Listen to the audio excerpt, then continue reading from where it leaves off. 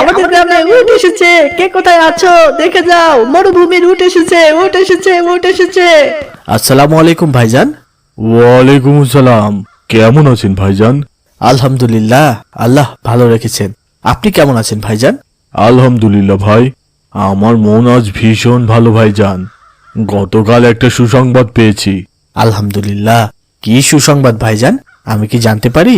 অবশ্যই ভাইজান, অবশ্যই। গতকাল পীর বাবার কাছে গিয়েছিলাম। পীর বাবা আমার হাত দেখে সুসংবাদ দিলেন। আমার একটা কন্যা সন্তানের পর এবার আল্লাহ একটা ছেলে সন্তান দান করবেন। আমার বংশের বাদটি আসছে ভাইজান। এই জন্যই মহা আনন্দে আজ এই উটটা কিনে নিয়ে আসলাম 20 লক্ষ টাকা দিয়ে।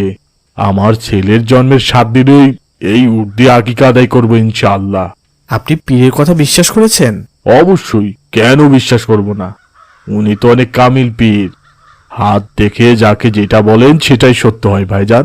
কাউকে হাত দেখিয়ে ভবিষ্যৎবাণী জানতে চাওয়া ইসলামের দৃষ্টিতে শিরক ভাইজান। মহান আল্লাহ ছাড়া গায়েবের খবর কেউ জানে না। জ্যোতিষী, কনক, রাশিবিদ, পীর, ফকির, সাধু দরবেশদের গোপন জ্ঞানের অধিকারী বলে বিশ্বাস করা শিরকে আকবর ভাইজান। এইসব কর্মকাণ্ড কুফরির অন্তর্ভুক্ত। আল্লাহ তাআলা পরিষ্কারভাবে বলেছেন, তিনি ছাড়া অন্য কেউ অদৃশ্য সম্পর্কে জ্ঞান রাখে না, এমনকি রাসূলও না। ভাইজান, আমার পীরের কথা অবিশ্বাস করার কিছুই নেই। উনি যা বলেন সব সত্য বলেন। কামিল পীর। বাদ দিন, আপনার দাওয়াত রইল। আমার ছেলে হওয়ার পর আকিকাতে আসবেন ভাইজান। এই উট আকিকায় জবে হবে ইনশাআল্লাহ। ইনশাল্লাহ। আসসালামু আলাইকুম।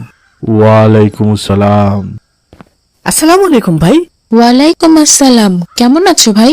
আলহামদুলিল্লাহ, আল্লাহ ভালো রেখেছেন। তোমাদের মহল্লায় নাকি একটা উট নিয়ে এসেছে? হ্যাঁ ভাই, মস্ত বড় উট, কি যে বিশাল।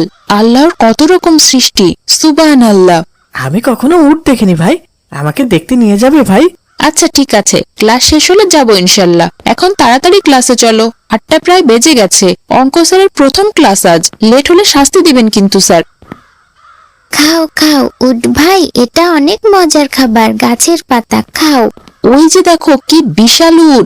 ওরে বাপরে, এ তো একেবারে মস্ত বড় প্রাণী, দেখেই তো কেমন ভয় লাগছে। ভয় নেই ভয় নেই, উট অনেক শান্ত প্রাণী ভাই, এরা মানুষের ক্ষতি করে না। হ্যাঁ ভাই, কত বিশাল একটা প্রাণী, এই জন্যই উটকে মরুভূমির জাহাজ বলে। হ্যাঁ ভাই, চলো কাছে যাই। আসসালামু আলাইকুম ভাইয়া, কেমন আছো? ওয়ালাইকুম আসসালাম। আলহামদুলিল্লাহ, তুমি কেমন আছো বোন? আলহামদুলিল্লাহ ভাইয়া। তুমি ওকে খাওয়াচ্ছ, ভয় পাচ্ছ না?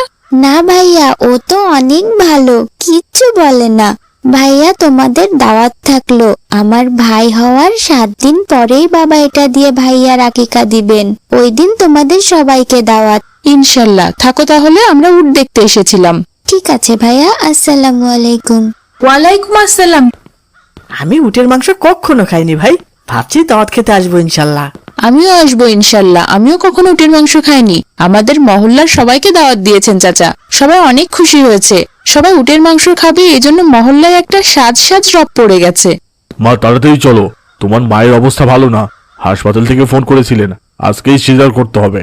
হে আল্লাহ, আপনি আমার মাকে হেফাজত করুন। তাড়াতাড়ি চলো বাবা। আসসালামু আলাইকুম বাবা। ওয়ালাইকুম আসসালাম। কি বাবা, কিছু বলবে? বাবা, তুমি উটের মাংসের দাওয়াত খেতে যাবে না? ওই যে আকিকার দাওয়াত, ওই চাচা যে দাওয়াত দিলেন। ও হ্যাঁ, আমি তো ভুলেই গিয়েছিলাম। যাবো তো বাবা। কেউ দাওয়াত দিলে সেই দাওয়াতে উপস্থিত হওয়া ওয়াজিব, এটা আমাদের নবীর শিক্ষা। আমাদের প্রিয় নবী রোজা অবস্থায় থাকলেও অন্তত দাওয়াতে উপস্থিত হয়ে দোয়া করতেন। তাহলে আমরা দাওয়াতে কখন যাচ্ছি বাবা? আমি তো কখনো উটের মাংস খাইনি। আল্লাহ রিজিকে লিখলে আজ উটের মাংস খাবো ইনশাল্লাহ, অনেক আনন্দ লাগছে। মসজিদে জোহরের নামাজ আদায় করব, তারপর ওখান থেকে চলে যাব। তুমি অজু করে রেডি হয়ে নাও বাবা। ঠিক আছে।